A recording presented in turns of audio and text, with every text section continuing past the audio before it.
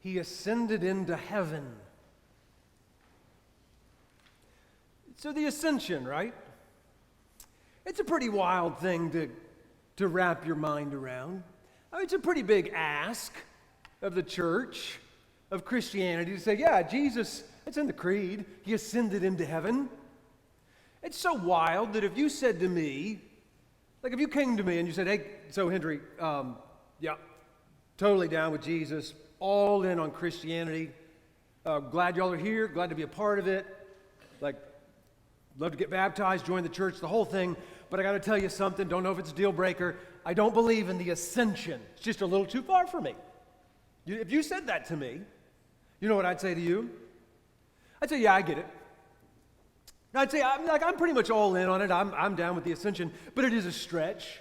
I think all of your questions about the ascension are legit. It's a stretch for a lot of people. And fortunately, you do not have to believe in the ascension to go to heaven. It's not a prerequisite. But I do want to tell you, like that being said, I do want to tell you why I am all in on the ascension. There are two theological one-liners that really give the ascension its punch for me. The first one is from Father Thomas Keating, the founder of Centering Prayer. Father Keating said this: Jesus did not ascend to some geographical place. Rather, Jesus ascended into the heart of all creation. Now, I know that's poetic, huh? I know we're doing a little theology here, but I want you to stay with it. Jesus did not ascend to some geographical place out way far beyond the beyond, and when we can travel in some ship, we can get there and see him. Jesus ascended into the heart of all creation. Now, this notion caused another teacher, a woman named Paula D'Arcy, to say this: thus, God comes to you disguised as your own life. Now can I say it again? God comes to you disguised as your own life. So put those two out there. Jesus ascended into the heart of all creation. Now add to that what Paul has said, thus God comes to you disguised as your own life. Now we can say there is nowhere that God is not. Are you with me so far? I'm going to do one more. You ready? We can also say, and it's true, that we live in a Christ-saturated world. So Jesus Christ is ascended into the heart of all creation, which means if you wanted to, you don't have to, if you wanted to, you could turn to your neighbor and say, Christ has ascended into your heart.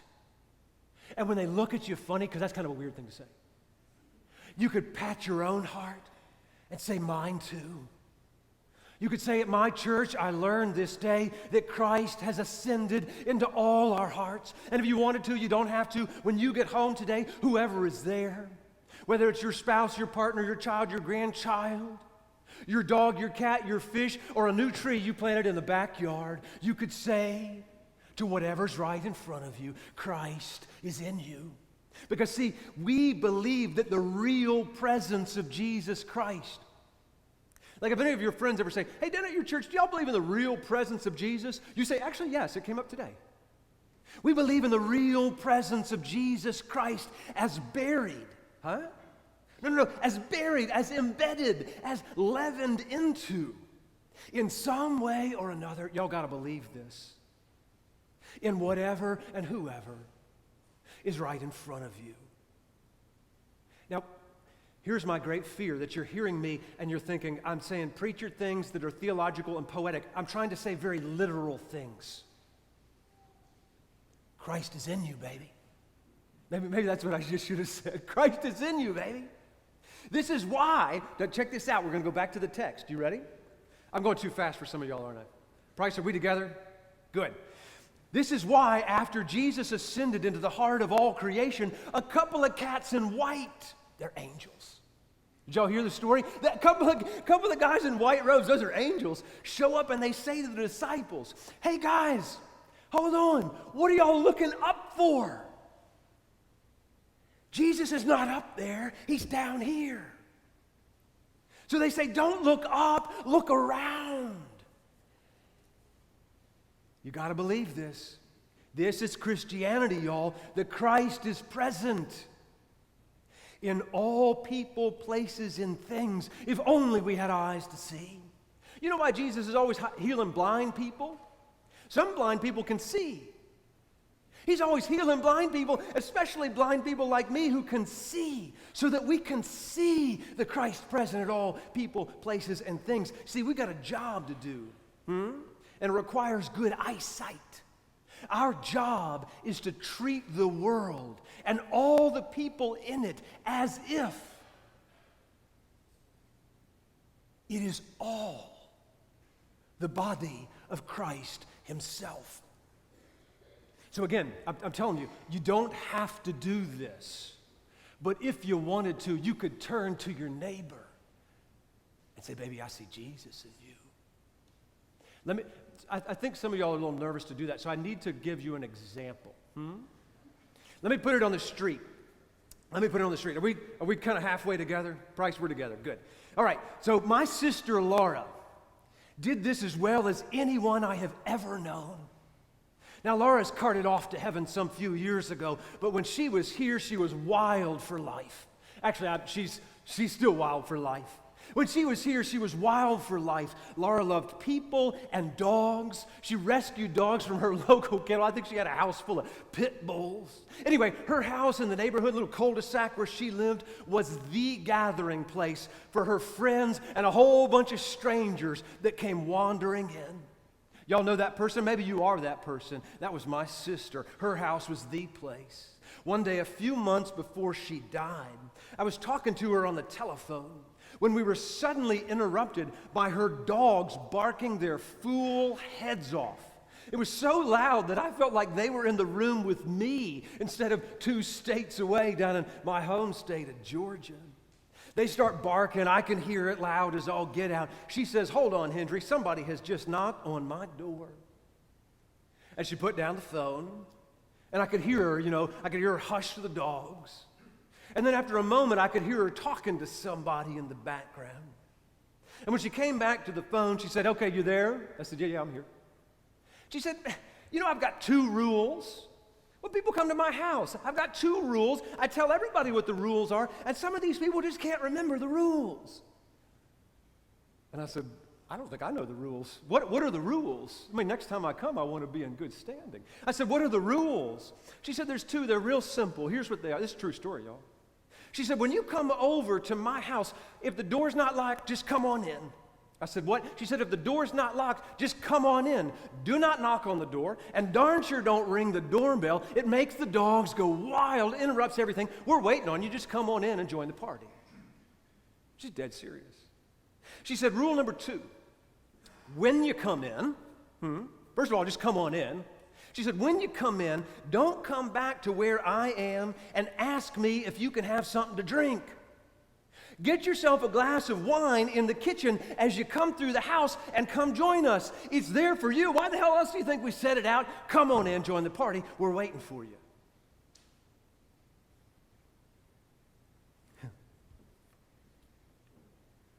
The angels, huh? The angels said, don't look up, guys. Look around. Darn sure don't knock. Just come on in. Join the party. Now, Laura, my sister, Laura wasn't a theologian. She wasn't thinking about God. She was looking for God. She wasn't thinking theologically. She was living theologically. Laura was as down-to-earth a person as you could ever meet in your whole life. One time she said to me, and she knew I was a priest, by the way. She knew I did this for a living. She said this to me. She said, you know, Hendree, I don't actually listen to sermons when I go to church. She said, to be honest with you, if she was as down-to-earth Cindy as you could imagine, she said, to be honest with you, I don't really know what y'all are talking about up there. She said, the reason I come to church is for the music. Huh? She was a wonderful musician. She said, I come to church for the music because it's in the songs that we're all really together.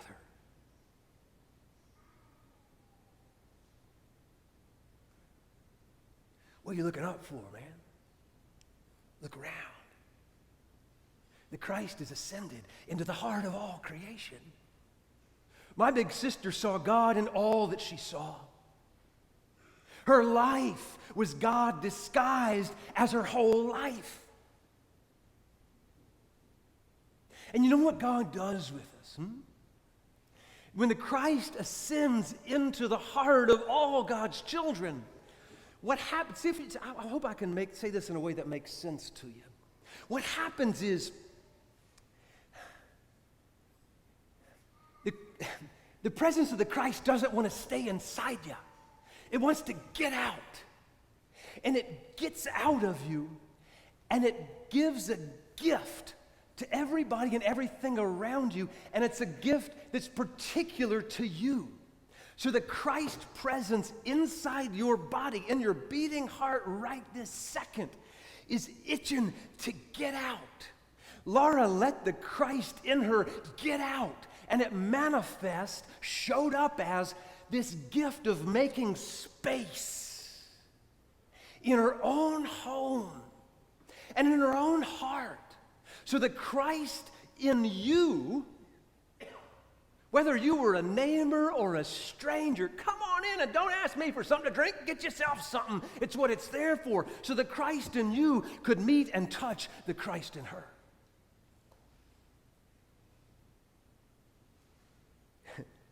She said, just come on in. Like it was nothing. It was easy for her because that was her gift. All right, now check this out. I'm not her. Huh? Some of y'all are just like her. I am not exactly like her. You see, I can do all this, but I'm actually an introvert. Which means I get re-energized by being alone, by being in my home alone, hoping nobody comes and knocks on the door. Can we be honest in this? Or this is a safe crowd, I think. Is this safe? Corey, we can be honest? Good, thank you. I'm not actually, Laura she was like my father, an incredibly gifted social person. Does that make sense? Some of y'all are that way. I look at you and I just can't believe it. I'm actually awkward and shy. I'm not actually very socially gifted. And when I was around Laura and she was practicing this extraordinary art of her social skills, I sometimes wondered what my gift is. How do I treat the world as if it is Christ saturated?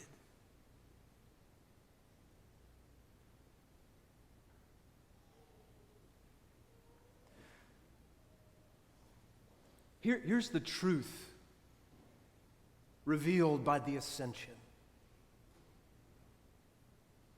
Jesus Christ dwells right this second in the silent landscape of your own heart. His presence within you is your true self.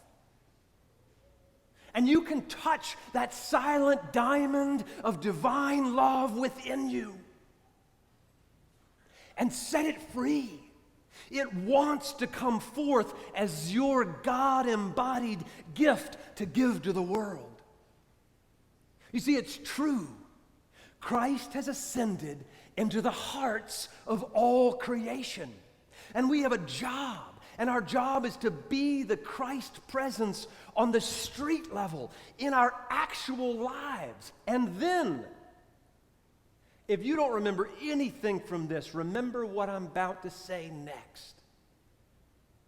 When we come out on the street level to let the light shine from within us, our job is then to look for and encourage the Christ emergence in our friends. Don't look up, look around. And when you see Christ shining through someone as they give their gift, please, Lord Jesus, let yourself point it out. Sometimes I hear people say, and it's cause of great sadness for me when I hear this, sometimes I hear people say, well, you know, I didn't say anything to her about that great thing I saw her do because I didn't want to give her a big head. Stop it. Come on, y'all. Stop it. I know you know this. Most of the people that we all know are not walking around in their lives thinking that they are the best thing since sliced bread. Most people don't have big heads. Oh, I know those people on your television. They seem like it, but they're just scared. We'll talk about that some other time. No, most people, come on, y'all. I'm most people. Anybody in this room, most people? Most people are stumbling around in this life, wondering where they fit, wondering if they have any gift at all to give, wondering if life has meaning, wondering if God exists at all, much less within their very hearts. So when you see, y'all are good at this already, but tell all your friends, when you see that Christ shining in somebody, point it out. You see, God's favorite, you want me to tell you what God's favorite thing to overhear is? God's favorite thing to overhear is one of his kids complimenting another one of his kids. He loves it. He says, oh, they're building each other up again.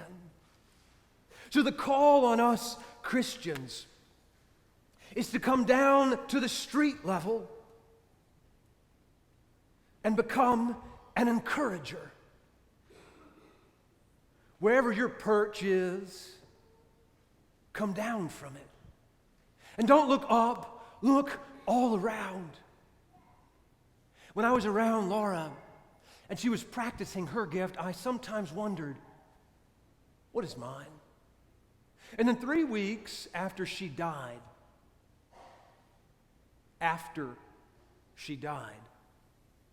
Laura told me what my gift is by way of a phone call from my niece, Laura's daughter. She called me one day and she said, Uncle Hendree, not long before she died, Mama told me something about you. And I said, oh Lord, what was it? I don't know how true it, but Laura and I grew up together, you see. We knew a lot about each other. I said, what was it?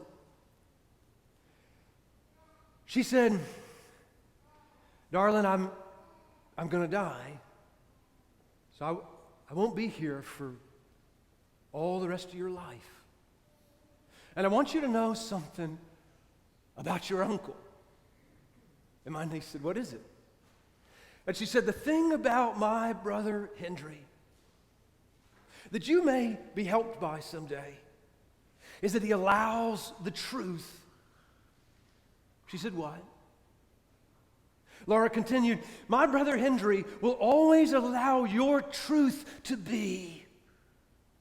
He'll make space for it. He'll never fail to make space for the truth you need to share.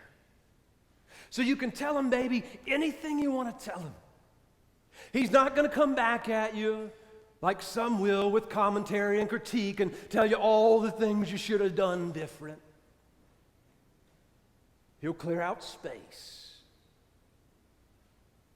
Not everyone is like that, Laura said to her daughter. But he is. So remember that, and when you need him, call him. And then she said to me, is it true? I said, it is. It is true what's going on.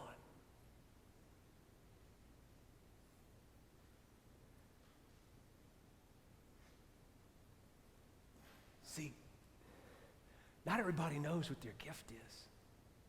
And that's okay if they're surrounded by a bunch of followers of Jesus who understand that they've got a job in this world. And that job is to look around, not up, and point out the gift. I see the Christ in you. Don't knock, don't ring the doorbell. Darn it, don't ring that doorbell. Just come on in and say, I see the Christ in you. Thank you for your gift. So I don't want to embarrass anybody, so I'm not going to use any names but I want to show you how this is done, and then I'll quit, I promise. Huh? So, again, sometimes there's a couple of women who come to this church and come to this service. And I'm not saying it's these women, but they often will sit in this general area at the 10 a.m. service. I'm not saying it's these women. But what I've noticed after being in a church community with the women who sometimes sit in this area is that they have a gift. They understand that the Christ lives not only within them, but in all of you. And they have a gift for pointing out the Christ in the new people and the hurting people. And not everybody has that gift, but there's some women who generally will sit in this area of our church who have that gift. Sometimes, I'm not saying it's these people, but sometimes at the 10 a.m. service on Sunday morning, there's folks who sit around here. And one of them has a gift for teaching little kids to read who otherwise are not going to learn to read. Another of them has a keen eye for how things ought to look to beautify a space so that we can all be reverent in worship to God. And another one of them, again, it's not these people, they just sometimes sit here. Another one of them has a wonderful behind-the-scenes way with making all of this up here ready for all of you to be in the Eucharist. I'm not saying that these people are sitting right here, but I know of a couple that generally sits over in here, and the man in the couple is the friendliest guy you've ever met. If you want to raise money for your function, he will bring Jesus. I'm not saying he's right here. He will bring Jesus to your function, and you will get your pocketbook out and you will just give to the cause. Now, his wife and children bring the light, baby. I'm not saying they're right there. I'm just saying that sometimes, again, I'm not trying to embarrass anybody. I'm not saying they're here. If you say they're here, that's you, not me. I'm not saying that. Sometimes at the 10 a.m. service, in this general area, around here, there's a group of people who come to worship with us. And I sometimes involuntarily call them the angel choir. And I do that because the Christ in me is involuntarily responding to what they're doing as they let the gift of the Christ in them come out. In song, if y'all are ever here on a Sunday when they're here, it'll knock you out. You will involuntarily go home and tell people that you had the angel choir in your church and that the song transported you into the unmediated presence of Christ who has ascended into the heart of all creation. I mean, I'm not saying there, but just sometimes. I could go all around the room. Truly, I'm looking at him and point it out. This is our vocation as Christians. This is how we bring the kingdom to be right here. And just remember this. Don't knock. Darn sure don't ring the doorbell. When you see it, point it out. Come on in. Join the party. We've been waiting on you. Amen.